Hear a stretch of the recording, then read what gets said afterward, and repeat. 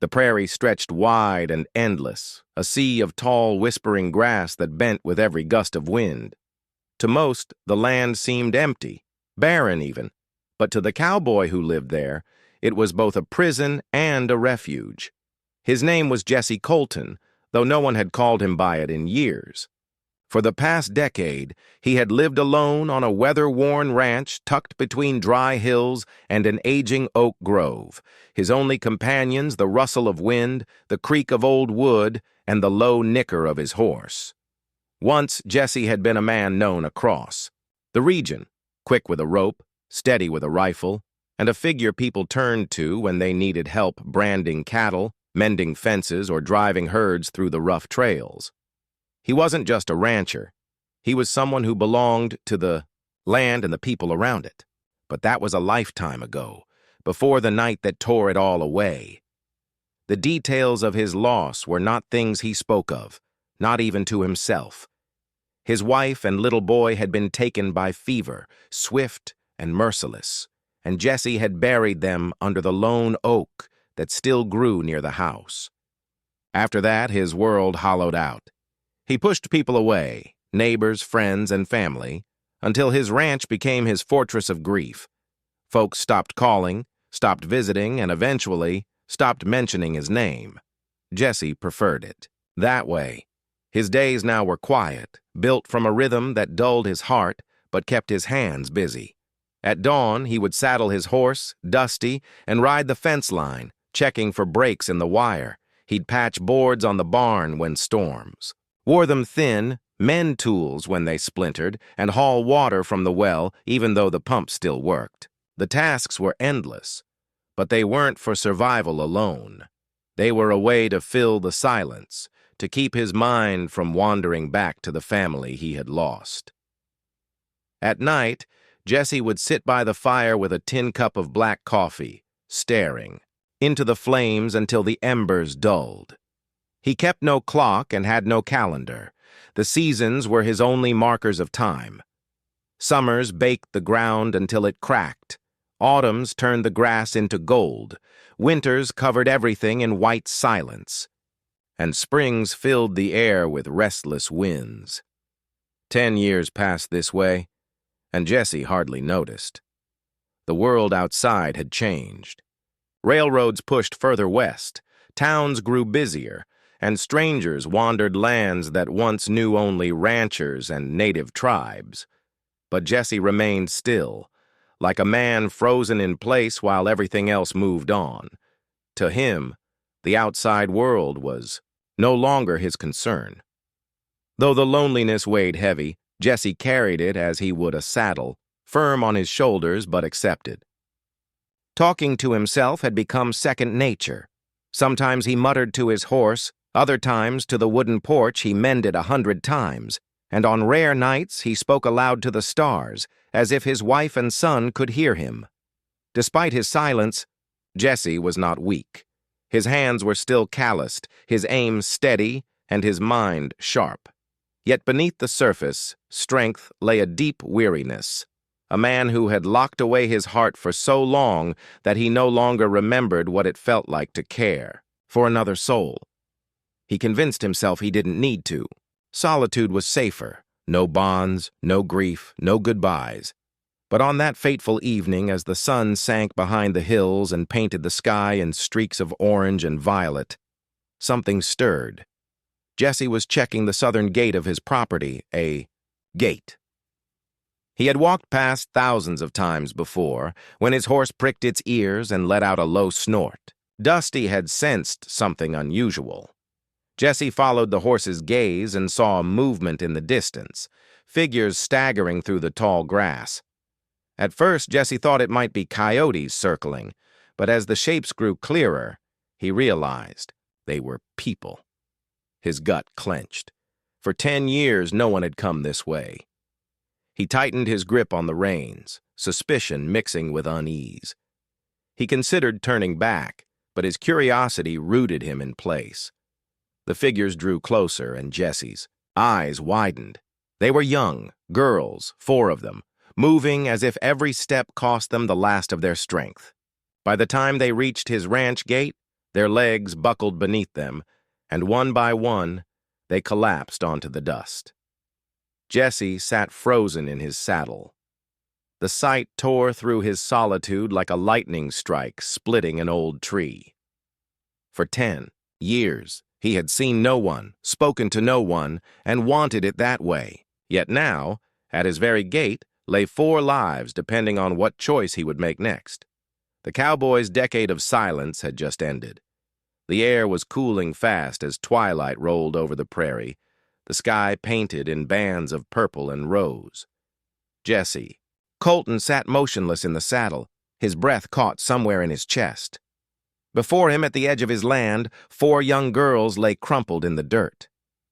The stillness of his world, the silence he had worn like a second skin for 10 years, had just shattered. For a long moment, Jesse did nothing. His instinct was to turn Dusty around, ride back to the house, and close the door, as if none of this had ever happened. That was how he had survived, by keeping his distance from anything that stirred memories or asked something of him. People meant entanglements, and entanglements meant loss. He knew that truth all too well, but Dusty shifted uneasily beneath him, ears flicking, as if scolding Jesse for hesitating. The old horse blew out a heavy breath, and Jesse muttered, "Easy, boy." His voice sounded foreign in the open air, unused, rusty. He swung his leg over the saddle and stepped down, boots crunching the gravel by the gate. He crouched low beside the nearest girl. She couldn't have been more than 16. Her long black hair clung damp with sweat to her forehead, her breathing shallow but steady. The other 3 were clustered close together, their thin frames trembling from exhaustion. Their dresses, simple cloth garments stitched in traditional patterns, were torn at the hems, caked with dust, as if they had run a long distance through unforgiving country. Jesse's heart gave a reluctant thud. He wasn't a doctor, but he knew the look of starvation, of dehydration. These girls hadn't just fainted. They had been pushed to the edge of survival. He stood abruptly and ran a hand down his weathered face, torn between instincts. "Ain't my business," he muttered, pacing back a step. He had told himself that for years, about neighbors, about passing travelers, about every knock he'd ignored on his door when he first withdrew from the world. Survival had been about drawing the line and keeping it firm. Yet here they were, at his gate, as if fate itself had dragged them to his doorstep, tearing down the barrier he had built around himself. Jesse clenched his jaw. He could walk away, leave them to the prairie, let chance decide whether they lived or died. But something deep inside him stirred, a voice he hadn't heard in years. His wife's voice, gentle but firm, echoing from memory. "Jesse, when someone's in need, you don't turn your back. Not ever." He cursed under his breath, a low growl meant for himself, then knelt again. "All right," he said gruffly, though none of them were conscious enough to hear. "You're not dying out here." With practiced strength, Jesse lifted the first girl into his arms. She weighed almost nothing, all bone and frailty, and he carried her to the porch of the ranch house. Dusty followed close behind, as if sensing the urgency. One by one, Jesse hauled the girls inside, laying them on the rough-hewn floor near the fire pit. His cabin was spare. No woman's touch remained after so many years, but it was warm and dry. He filled a pot with water from the pump and set it to heat over the flames. Then he rummaged through the pantry for bread, dried venison, and a small jar of honey he had kept from the last season's trade. As the water warmed, he dampened rags and placed them on the girls' foreheads, coaxing drops of water past their lips. Hours slipped by in silence, broken only by the crackle of fire and Jesse's own labored breathing as he worked.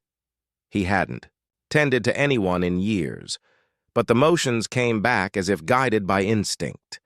His hands were rough, clumsy at first, yet careful. One of the girls stirred. her eyes fluttering open just long enough to catch a glimpse of him before shutting again. Jessie froze at that look. It was filled with terror, like a hunted creature unsure if it had stumbled into safety or danger. "Rest," he said quietly, the single word carrying a weight of gentleness he hadn't used in so long. By midnight, all four were breathing easier, though still too weak to speak. Jessie sat back in his chair, staring at them. Questions burned in his mind. Who were they? What had driven them across the prairie in such condition? And most pressing of all, why had fate brought them to his gate after he had spent 10 years doing everything to avoid people? He tried to tell himself he'd done enough, that by morning, once they had the strength, he could send them on their way. But he knew, deep down, that this was only the beginning. For the first time in a decade, Jessie's solitude wasn't just broken, it was gone. Dawn crept over the horizon, painting the prairie in pale gold. Inside Jessie Colton's cabin, the fire had burned low, leaving only glowing embers. The four girls lay where he had placed them, huddled beneath old wool blankets he hadn't touched in years. Their chests rose and fell with the slow rhythm of sleep. Jessie sat slouched in a chair, hat tipped low, his rifle leaning against the wall beside him. He had not slept. His mind churned all night, restless with thoughts he hadn't allowed himself in a decade. Every time one of the girls whimpered in her sleep, his chest tightened. He told himself it was just nerves, the unease of having strangers in his house after so long. But he knew it was more than that. When the first streak of sunlight cut through the dusty window, Jessie pushed himself to his feet. He needed air. Stepping outside, he leaned against the porch railing, watching as Dusty grazed lazily near the corral. The prairie stretched wide, empty as ever, but Jessie couldn't shake the sense that trouble followed these girls. Trouble had a way of riding silent and striking quick. He spat into the dirt and muttered, "Ain't my fight." The words sounded hollow. He had said them before, when neighbors quarreled, when ranch hands came seeking work, when travelers passed through with hungry eyes. Each time, the excuse had spared him from feeling, from caring. But now, the image of four frail bodies collapsing at his gate clung to him like a burr under the skin. When he re-entered the cabin, one of the girls was awake. She sat propped against the wall, eyes wary and sharp despite her weakness. Her dark hair fell in tangles around her face and her lips were cracked from thirst. "You're safe," Jessie said, keeping his voice low, careful. The words felt strange on his tongue, rusty kindness, unused for years. He poured a tin cup of water and held it out. She hesitated before accepting, her small hands trembling. She drank slowly, as if afraid it might vanish. "What happened to you?" Jessie asked after a moment. The girl shook her head, either unwilling or unable to answer. Instead, she glanced at the others, still sleeping, and her expression softened. Whoever these girls were, they were bound by something deeper than chance. Jessie rubbed the back of his neck. "Listen," he said gruffly. "You can rest here. A spell. But once you're steady, you'll need to move along. I ain't got room for company." The girl met his eyes then, and Jessie felt the weight of her gaze. It wasn't fear now. It was disappointment, as if she'd heard those words too many times before, from too many others. She said nothing, only lowered her gaze and set the cup aside. Guilt gnawed at Jessie, though he tried to shake it off. He busied himself at the stove, slicing dried venison, thin, softening it in a pot of broth. The smell filled the cabin, rich and warm, and one by one the other girls stirred awake, their faces lit with cautious hope when Jessie handed them bowls of food. They ate in silence, yet every bite seemed to breathe life back into their bodies. Afterward, Jessie sat back in his chair, arms folded. He needed answers. "Where you girls coming from? Ain't no settlement near here for miles." This time, the eldest spoke. the same one who had drunk the water earlier. Her voice was hoarse but steady. "We ran." Ran from what? Her eyes flicked toward the window, out to the prairie beyond, as if expecting shadows to appear at any moment. "Men. Riders. They came to our village, took what they wanted, burned what they didn't. We escaped, but—" Her voice faltered, and Jessie saw tears glisten at the edges of her eyes. She quickly blinked them away, unwilling to cry before a stranger. Jessie's stomach knotted. He knew the kind of men she spoke of, raiders, outlaws, the kind who preyed on the weak and took refuge in lawless stretches of land. He had dealt with their kind once, long ago. "You heading somewhere? Family, maybe?" he asked. The girl shook her head. "Nowhere. Just away." The word struck Jessie harder than he expected. He looked at the four of them, tired, beaten down, carrying only the clothes on their backs, and something inside him broke. They had no plan, no place, no one. He rubbed his face, exhaling a long breath. This wasn't what he wanted. For 10 years he had built a wall between himself and the world, and now 4 strangers had come tearing it down without meaning to. He wanted to send them away, keep his solitude, but deep down he already knew he wouldn't, not when their eyes carried the same hollow fear he had once seen in his own reflection after losing his family. Finally, Jessie spoke, his tone firm but low. "All right, you can stay. Just long enough to get your strength back. After that, we'll figure something." The relief that washed over their faces struck him like a blow. For the first time in a decade, his cabin wasn't just his prison, it was a refuge. And Jessie knew, whether he admitted it or not, that by taking them in, he had crossed a line he couldn't step back from. The prairie morning was quiet, but Jessie Colton felt anything but peace. His cabin, once as silent as a grave, now carried the faint sounds of life, breathing, soft footsteps, whispers exchanged between the girls in a language that was not his own. They moved carefully, respectfully, as though afraid of disturbing him. Still, their presence filled every corner of the house, stirring dust from places where memory had long settled. By the second day, the girls were stronger. They helped each other wash at the pump, braided one another's tangled hair, and cleaned the blankets Jessie had thrown over them. He noticed how they leaned on each other, like saplings bent in the wind, but refusing to break. Their bond was quiet, but unshakable. Jessie tried to keep his distance. He busied himself outside, chopping wood, fixing fence posts, pretending not to hear the soft voices drifting from the cabin. But his ears betrayed him. He caught fragments, words in English mingled with their native tongue, words heavy with fear. That evening, when the prairie sky turned the color of fire and shadows stretched long across the ground, Jessie finally pressed for answers. The eldest girl, slight of build, but with sharp eyes that revealed her role as protector, was sitting by the hearth, weaving a torn strip of cloth between her fingers. "What's your name?" Jessie asked gruffly, leaning against the doorframe. She hesitated, then said, "Naya." He nodded slowly. "And the others?" "My sisters." Her gaze lifted, steady, though her hands never stopped fidgeting. "Tiva, Loma, and Sani." Jessie shifted, his boot tapping against the wood. "Yesterday you said men came to your village. What kind of men?"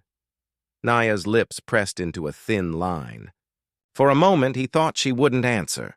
Then, in a voice low and trembling, she said, "Riders, white men. Some wore uniforms, others not. They had guns. They said our land was not ours anymore. When the elders resisted, they laughed. They took food. They took women." Her eyes darkened, and she added, "They will not stop." The words settled on Jessie's chest like lead. He had heard stories, whispers in the towns long ago, tales of land grabs, of soldiers and outlaws, working hand in hand to push tribes from their homes. He had shut his ears to it all, telling himself it wasn't his fight. But now, here sat proof of it, breathing, trembling, staring him in the eye. "Did they follow you?" Jesse asked, his voice sharper now. Naya's hand froze mid-weave. She gave a small nod. "We ran for days. We thought we lost them. But men like that—" She shook her head, eyes glistening. "They do not forget." Jesse's gut twisted. He turned away, pacing the floorboards. He didn't like the sound of it, didn't like the picture her words, painted of shadows riding across his land. Trouble was one thing he had sworn never to invite into his home again. "You shouldn't have come here," he muttered. The words were harsher than he meant them, and he regretted them as soon as he saw Naya's face harden. "We did not choose," she said quietly, a flicker of defiance in her tone. "Our legs brought us where they could, to your gate." Jesse stopped pacing.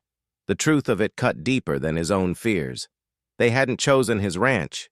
It had been survival, pure and simple, and now, whether he liked it or not, their danger had become his. That night, Jesse couldn't sleep. He sat outside on the porch, a lantern burning dim beside him, rifle across his lap. The prairie stretched out calm, but his eyes scanned every shadow, every flicker of movement in the tall grass. His ears strained for the distant thunder of hooves. Around midnight, Naya came to the doorway. She stood silently for a while, watching him. Finally, she said, "They will come." Jesse didn't look at her. "You sure of that?" "Yes." Her voice carried no doubt, no hesitation. "They don't let go." Jesse clenched his jaw. He thought of his quiet life, the fragile peace he had built. He thought of the graves under the oak, of the years he had spent trying to keep his world sealed off from others. And he thought of the 4 girls, huddled together in his cabin, clinging to one another with everything they had left. With a long breath, he adjusted the rifle on his knees.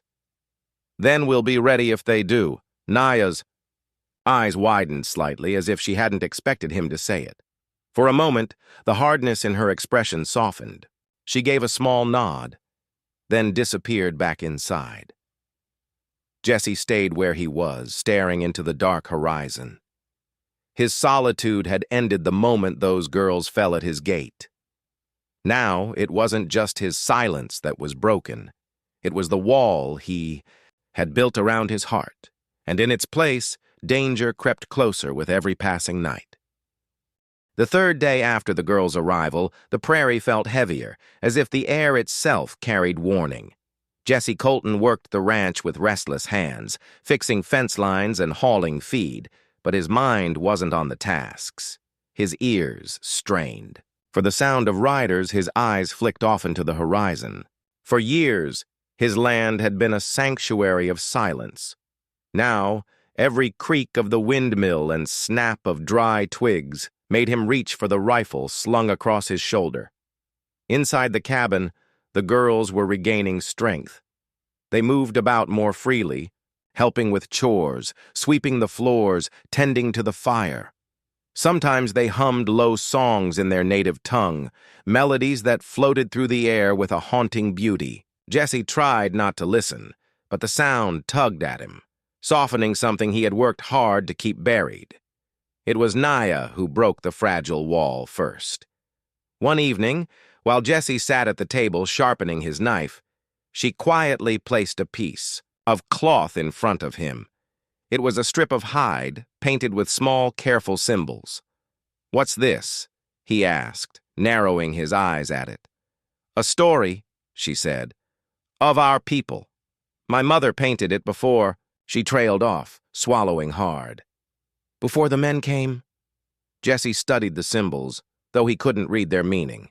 He had no business asking questions, but the words slipped out before he could stop them. "You lose your mother?" Naya's gaze fell to the floor. "Yes, and my father long before." "Long. We only had the village, our elders. They are gone now, too." Something twisted in Jesse's chest. He looked down at the strip of hide, then back at the knife in his hands. His reflection stared back at him in the steel blade. Tired eyes, a weathered face. A man who had buried his own wife and son beneath an oak tree not 50 yards from where he sat. The memory came rushing back, unbidden. His wife Mary, pale and burning with fever. His little boy Samuel, coughing weakly in his arms. The doctor had ridden in too late, the medicine too scarce. Jesse had dug the graves with his own hands, each strike of the shovel a wound he never recovered from. He'd told himself afterward that caring for people only led to pain, that isolation was his shield, and for 10 long years he'd clung to that lie. Now, watching Naya's trembling hands fold the painted hide, Jesse felt the old grief stir like a rattler waking in its den. These girls' loss was not his, yet it mirrored his own so closely. It carved at wounds he had never let heal. Later that night, he dreamed.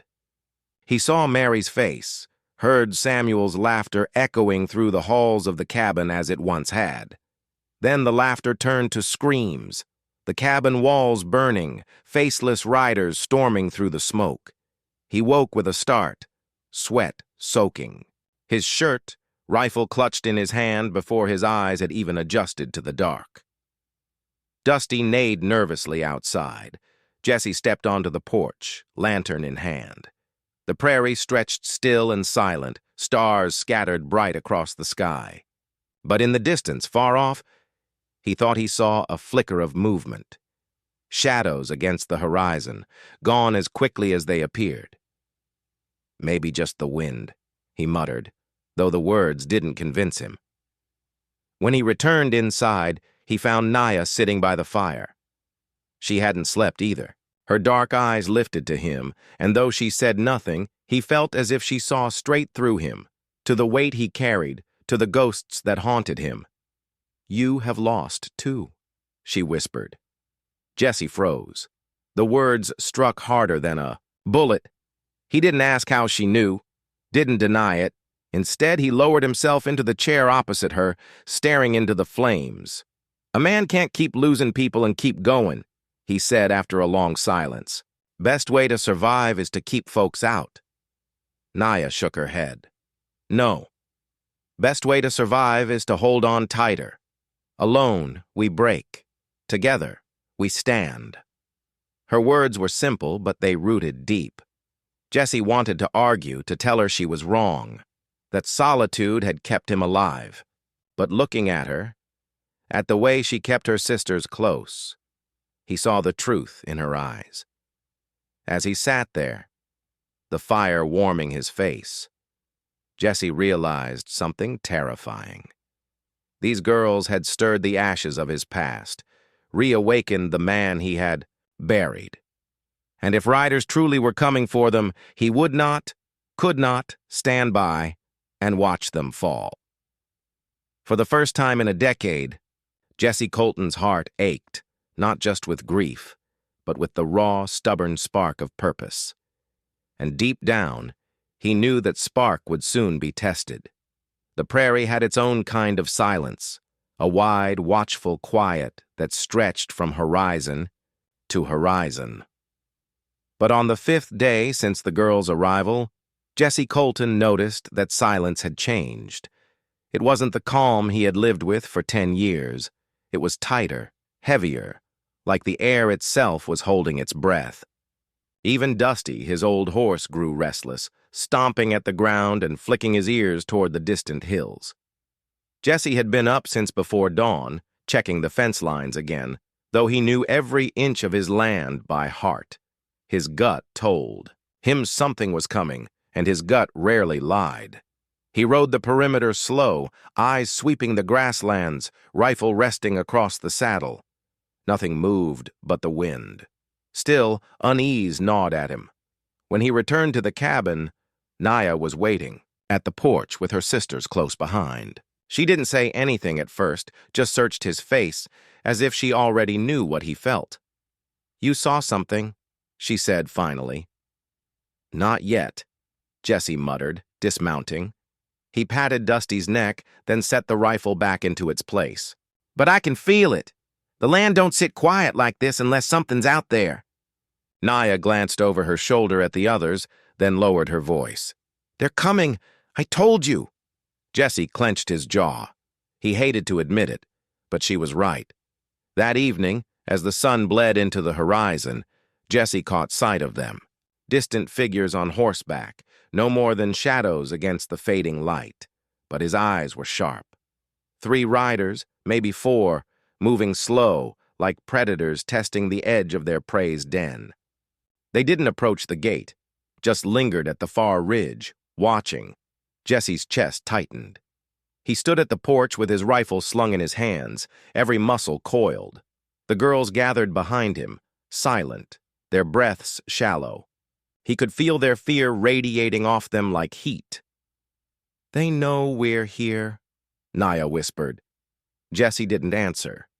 His eyes stayed fixed on the riders until darkness swallowed them whole. Only then did he lower the rifle, though the weight in his chest didn't ease. That night the cabin was tense.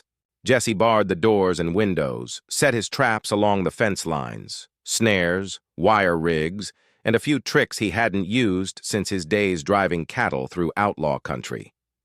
The girls watched him work, wide-eyed, but didn't ask questions. They simply helped where they could, tying knots, carrying tools, gathering wood for the fire.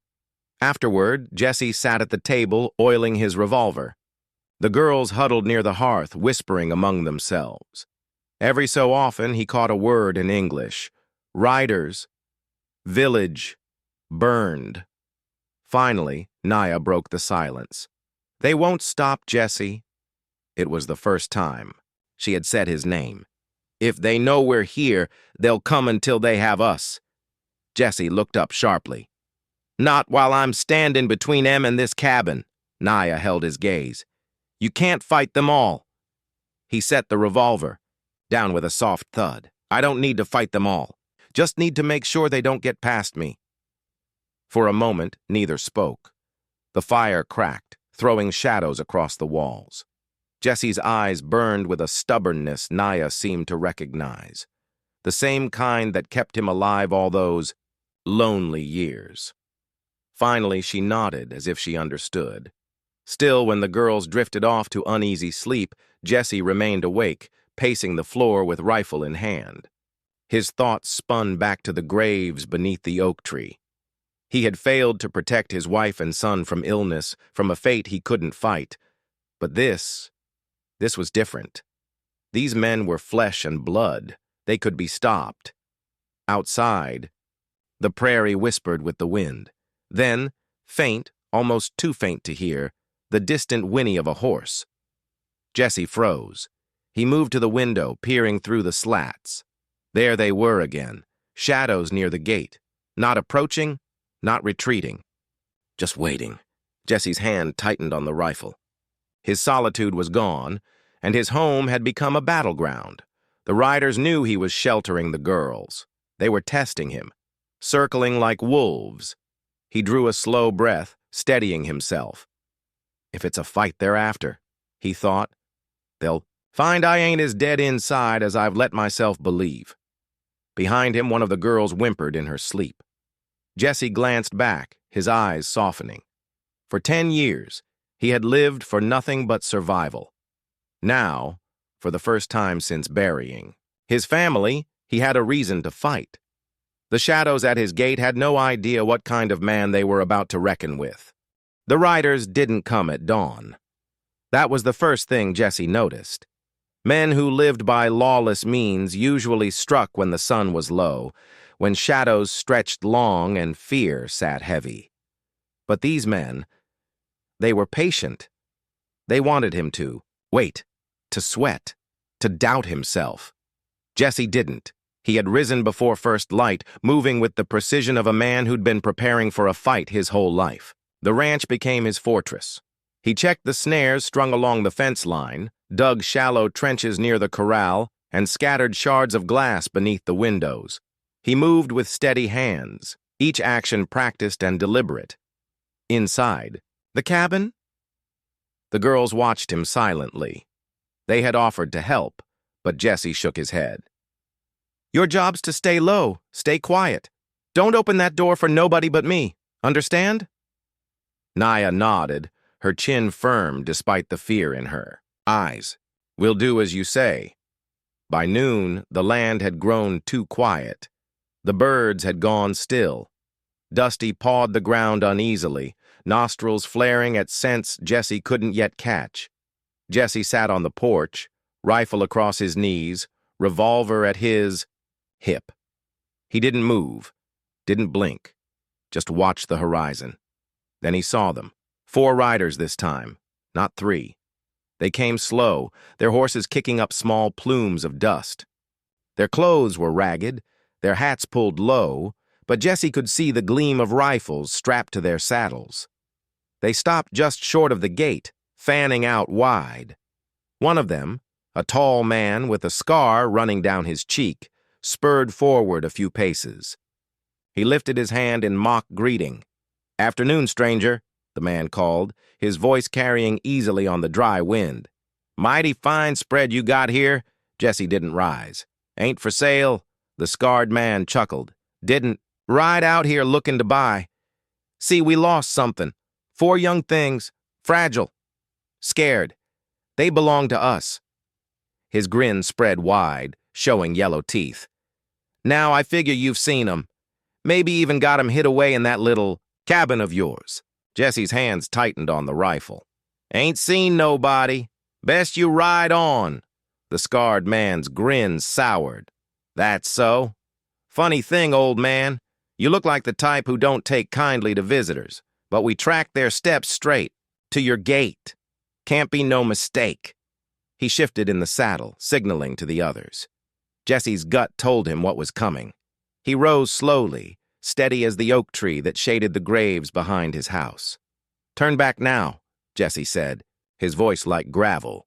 "Ain't no girls here, but if you keep pushing, you'll find something you don't want." The scarred man leaned back, laughing. "Hear that, boys? Old-timer thinks he's got teeth." The other riders chuckled low, spreading further around the gate. Jesse's eyes flicked, measuring distances, marking cover. The old stump near, the fence, the rocks by the trough. His body remembered things his heart had tried to forget, how to read the field, how to count breaths, how to know when death was walking close. Then the scarred man's grin hardened. "We'll search your place, one way or another." He nudged his horse forward. Jesse didn't hesitate. The rifle cracked, the sound ripping through the prairie air. The scarred man's hat flew from his head as the bullet whistled past his ear, close enough to carve a line in his skin. The horse reared and the man cursed, clutching at the graze. The other riders scrambled for cover, shouting, rifles coming free from their straps. Jesse moved quick, retreating behind the porch post as a bullet splintered the wood where his head had been. Dust filled the air, horses screamed, and the ranch erupted into chaos. But Jesse was steady. Every shot he took was precise, measured. He wasn't aiming to kill yet, but to warn. One rider's rifle shattered in his hand, another's hat spun into the dirt. Each near miss carried a message. "I could have ended you. I chose not to. Leave." The riders cursed and fired back, but Jesse's traps did their work. One horse stumbled into a wire rig, throwing its rider hard into the dirt. Another spooked at the sound of a glass trap snapping underhoof, nearly unseating its man. Through it all, Jesse moved like a man born for it, calm in the storm. He hadn't fired a gun at another soul in 10 years, but his aim hadn't dulled. Finally, the scarred man shouted over the chaos, "Enough! Fall back!" The riders hesitated, then pulled away, retreating in a spray of dust and curses. The scarred man glared back at Jesse, his hand pressed to the thin line of blood on his cheek. "This ain't over, old man," he bellowed. "We'll be back." Jesse didn't answer. He stood tall on the porch, rifle still raised, watching until the dust trail vanished beyond the ridge. Only then did he lower the weapon, his heart pounding in his chest. From inside the cabin, the girls peeked through the window, eyes wide. Naya's gaze met his, filled with both fear and awe. Jesse let out a long breath. His hands trembled, though he tried to hide it. He had stood his ground, sent the wolves back into the hills. For now. But he knew they would return. And next time, they wouldn't be so cautious. The prairie lay quiet again, but it was a fragile silence, like glass, waiting to break. Jesse remained on the porch for a long time after the riders vanished, rifle in hand, his eyes scanning the horizon for dust or movement. When he was finally certain they were gone, he lowered his weapon and let out a heavy breath that seemed to drain 10 years of solitude from his chest. Behind him, the cabin door creaked open. Naya stepped out first, the other 3 girls hovering. Close behind, their faces were pale, their eyes wide from what they had just witnessed. For a moment, they didn't say anything, just stared at him as if seeing him for the first time. You stood against them, Naya said softly. Her voice trembled, not with fear, but with something closer to wonder. Jesse gave a dry chuckle, rubbing a hand over his stubbled jaw. Didn't have much choice. They'd have burned this place to the ground to get what they wanted. The youngest, Aylin, only 12, clutched her sister's arm. You saved us, she whispered. Jesse shifted uneasily. He wasn't used to gratitude, not anymore. Don't go thanking me yet. They'll be back. Men like that don't take kindly to being sent off with their tails between their legs. He started down the steps toward the corral, but Naya followed, her steps quick and purposeful. Then we'll be ready. You don't have to stand alone anymore. Her words stopped him. For 10 years, Jesse had fought loneliness like a sickness, walling himself off from people, from pain, from hope. He had thought he preferred it that way. But hearing her say it, you don't have to stand alone, broke something loose inside. Him. He didn't answer right away. Instead, he busied himself with checking Dusty's saddle and giving the horse a calming pat. Still, the words lingered. That evening, the cabin felt different. The air no longer carried only Jesse's silence. It carried laughter, whispers, and the sounds of life. The girls insisted on cooking supper as their way of thanking him. They used what little flour and beans Jesse had left, adding dried herbs they'd brought in pouches tied to their belts. The result was a simple stew, but when Jesse tasted it, his brows rose. He hadn't had food cooked by anyone else's hands in a decade, and somehow it tasted richer than any meal he remembered. You're smiling, Kiona, the second oldest, pointed out with a mischievous grin. Jesse scowled good-naturedly. Ain't smiling, just appreciating decent cooking. That's all? The girls giggled, and for the first time in years, Jesse felt warmth spread through his chest. Not from whiskey, not from a fire, but from belonging. After supper, they sat by the hearth while the prairie night stretched wide and star-filled outside. The girls began to share pieces of their story, slowly at first, then with growing trust. They told him of the men who had taken them, how they'd been dragged from their village under the cover of darkness. They spoke of cruel hands, harsh words, and long nights tied up like cattle, but they also spoke of hope, that if they could just reach the next settlement, they might find kin, safety, and freedom. Jesse listened in silence, his jaw tight, his knuckles white on the arm of his chair. Every detail hardened his resolve. He had known evil men before, but hearing what these girls endured stirred something fierce in him. A protector's fire he thought had burned out long ago. When Aylin's small voice cracked as she described being slapped for crying, Jesse leaned forward. No one's ever laying a hand on you again, he said firmly. His voice was low, but the promise carried weight. The girls exchanged glances. They believed him. The bond between them deepened in the days that followed. Naya helped Jesse tend the garden, her careful hands coaxing life out of dry soil. Kiona took to brushing Dusty, earning the horse's trust with a gentleness that surprised Jesse. Tala, the quietest of the four, mended some of Jesse's old shirts with practiced stitches, while Aylin followed him everywhere, peppering him with questions about ranch life. For a man who had spent 10 years in silence, the chatter, laughter, and movement filled his world like rain on parched ground. It was overwhelming at times, but also healing. One evening, as the sun bled red across the horizon, Jesse sat with Naya on the porch. She studied him for a while before asking, "Why did you live alone all these years?" Jesse's throat tightened. He rarely spoke of it, even to himself. But something in her steady gaze loosened his tongue. The prairie gave no warning that night. It was quiet, too quiet, as if the land itself was holding its breath. The wind had died, the crickets had gone still, and the only sound was the crackle of the fire inside Jesse's cabin. Jesse sat at the table, cleaning his rifle with slow, methodical movements. He had been expecting this. Men like those outlaws didn't take shame lightly. They'd be back, and this time they wouldn't ride away with just threats. Naya, seated nearby with her sisters, looked up from mending a torn blanket. She had seen Jesse's tension grow with each passing hour. "You think they'll come tonight?" she said softly. He gave a single nod, eyes still on the weapon in his hands. "Men like that don't sleep easy after being run off. They'll come. With numbers, too. Reckon they're gathering even now."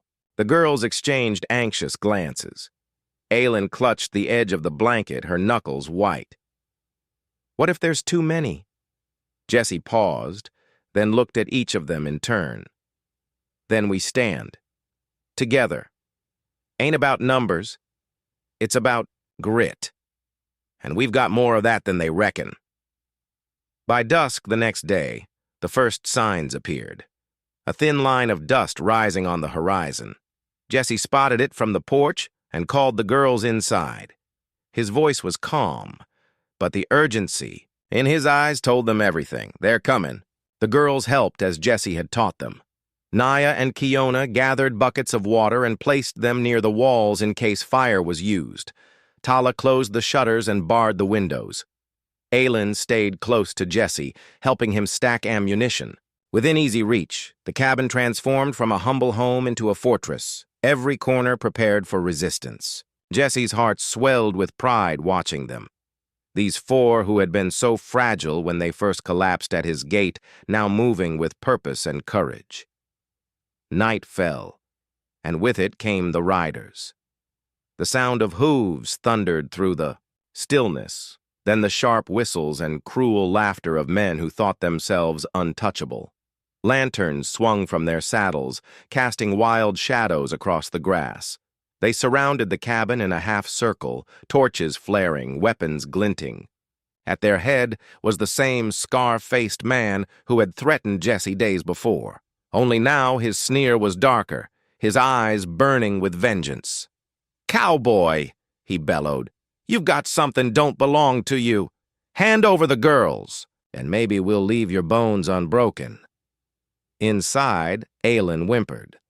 Jesse placed a steady hand on her shoulder, then stepped out onto the porch. He carried his rifle, but he let it rest against his side for now. "You want these girls?" Jesse called back, his voice hard as iron. "You'll have to walk through me, and I don't reckon any of you got the stomach for it." The men roared with laughter, though unease flickered among them.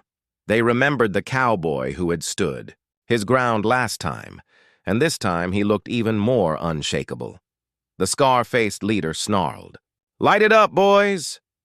Torches arced through the night air, striking the cabin's outer walls. Flames licked at the dry wood, but within seconds Naya and Kiona were dousing them with the water buckets.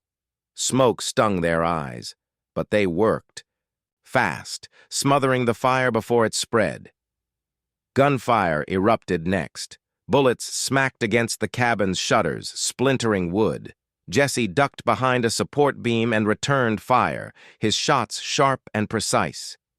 2 riders fell from their horses, their cries cutting through the chaos. The girls stayed low but steady, passing Jesse ammunition, keeping the water ready, whispering courage to one another in their native tongue. Tala, though quiet by nature, pressed herself to the shutter crack and called out enemy movements, guiding Jesse's aim. It wasn't just his fight anymore, it was theirs. Hours dragged on. The riders circled like wolves, charging, retreating, firing wildly. Each time, Jesse's rifle answered, forcing them back. But the attackers were many, and the weight of their numbers pressed hard against the little cabin. Inside, supplies ran low. Water was nearly gone, ammunition dwindling. Aylin's small hands shook as she reloaded a revolver under Jesse's instructions, but her eyes were fierce. The scar-faced leader grew impatient. He dismounted, torch in one hand, pistol in the other. "Burn it down!" he screamed. "We'll drag 'em out by their hair if we have to." He charged toward the porch, 2 of his men flanking him. Jesse met them head-on, firing from cover, his bullets true. One outlaw dropped instantly. Another staggered back, clutching his chest, but the leader kept coming. He hurled his torch onto the roof, where dry straw caught flame. The cabin roared with fire. Inside, the girls screamed, scrambling for water, but there was none left. The heat grew unbearable, smoke filling their lungs. Jesse knew they couldn't hold out much longer. He grabbed his rifle, teeth clenched. "Stay low! Don't you let fear take you now!" Then he stepped out onto the porch, flames lighting his figure in a terrible glow. He looked like a man forged from fire and fury, his rifle raised, eyes burning with the strength of a decade's pain and a newfound purpose. The outlaws faltered, spooked by the sight. Even the scar-faced leader froze. For a heartbeat, Jesse took aim. "This ends now." The cabin burned like a beacon against the night sky, its flames clawing upward into the darkness. Smoke billowed, the wood crackled, and sparks drifted into the air like fiery stars. Jesse stood tall on the porch, silhouetted in the glow, his rifle steady against his shoulder. The outlaws hesitated. For all their bravado, none of them had expected the lone cowboy to stand so fierce, nor the 4 young women to hold their ground beside him. The firelight painted Jesse in shades of iron and shadow, and in that moment, he looked less like a man, and more like a force the prairie itself had summoned. The scar-faced leader sneered, though his eyes betrayed a flicker of doubt. "Kill him!" he barked, raising his pistol. Shots rang out, but Jesse was quicker. His rifle cracked once, and the leader's pistol went spinning from his hand, clattering into the dirt. A gasp rippled through the gang. Inside, the girls coughed against the smoke, their lungs burning. Naya grabbed Aylin's trembling hand, pulling her toward the back door. "We can't stay," she cried. "The fire will take us before the men. Do!" Jesse heard her and knew she was right. The cabin had given them cover, but now it was a trap. Flames licked across the roof, threatening to collapse. He fired another round to keep the men at bay, then shouted, "Out the back! Go now!" The girls burst from the rear of the cabin, coughing, stumbling into the night air. Jesse followed, rifle in hand, backing away slowly to shield them. The outlaws regrouped, but confusion spread among them. This wasn't how it was supposed to go. Just when it seemed the fight would drag on until blood stained the earth, a new sound pierced the chaos, a deep, steady drumming. At first faint, then louder. Hooves, many of them. From the tree line, riders emerged. Not outlaws, but members of the girls' tribe. Men and women on horseback, bows drawn, spears glinting, voices raised in fierce cries. The native warriors had come, answering the smoke and the desperate fight. The outlaws faltered, fear breaking through their bravado. They had not expected resistance from both a cowboy and a tribe. Within moments, the warriors swept down like a storm. Arrows cut, through the air striking true. Horses reared, outlaws scattered, and chaos turned to rout. The scar-faced leader tried to rally his men, but an arrow lodged in his leg, toppling him from his horse. He scrambled, crawling through the dirt, only to find Jesse's boots before him. Jesse leveled his rifle, but for a long moment he didn't fire. His jaw clenched, his finger tightened on the trigger. Then slowly he lowered the weapon. "Go," Jesse growled. "You ride out of here and don't you ever come back. The prairie's had enough of your kind." The leader spat into the dirt, hatred burning in his eyes, but he knew he was beaten. Limping, he dragged himself onto a riderless horse and fled. Into the night, his gang scattering behind him like shadows chased by dawn. Silence followed, broken only by the hiss of the burning cabin. The girls clung to one another, tears streaking their smoke-stained cheeks. The warriors dismounted, gathering around Jesse with solemn nods of respect. Naya stepped forward, her eyes shining. "You saved us," she whispered. Jesse shook his head. "We saved each other." The tribe's elder, a gray-haired man with eyes sharp as flint, approached. He placed a weathered hand on Jesse's shoulder. "For years you shut yourself away. Tonight you stood for more than yourself. The land remembers that." Jesse swallowed hard. For so long he had lived in the shadow of his past, haunted by mistakes, punishing himself with solitude. But as he looked at the girls, alive, safe, standing strong, he felt something shift inside him. A weight lifting, a door opening. By dawn, the fire had died, leaving only the blackened frame of the cabin. Jesse stood with the girls and the tribe on the hill, watching the sun rise over the prairie. The land stretched wide and endless, golden. In the morning light, and for the first time in years, it didn't feel empty. The girls were going home, but not alone. They had invited Jesse to ride with them, to meet their people, to share bread and stories. At first, he had hesitated. The thought of joining a community again, of letting others close, felt strange after a decade of solitude. But then Aylin had slipped her small hand into his calloused one, and Naya had said, "You are part of our story now, and we are part of yours." Jesse's throat tightened. He tipped his hat low, hiding the emotion in his eyes, and finally nodded.